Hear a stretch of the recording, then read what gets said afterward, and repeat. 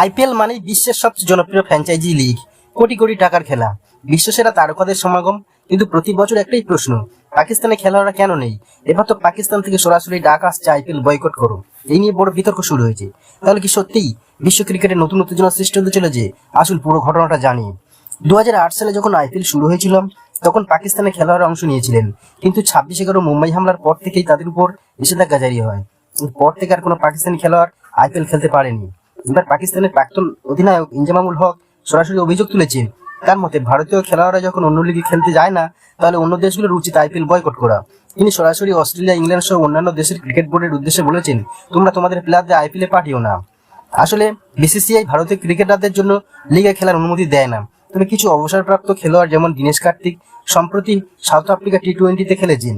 কিন্তু পাকিস্তান যতই সমালোচনা করুক, আইপিএল যে শুধু একটা লিগ নয়, এটা এখন বিশ্ব ক্রিকেটের এক বিশাল বাণিজ্য ক্ষেত্র। আইপিএলে শুধু প্লেয়াররা নয়, বোর্ডগুলো লাভবান হয়, কারণ ক্রিকেটারদের দল কিনলেও তাদের বোর্ডও একটা ভাগ পায়।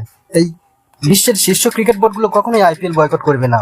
তাই ইনজামামের এই মন্তব্য আদৌ কি বাস্তবসম্মত নাকি একটা রাজনৈতিক চাল?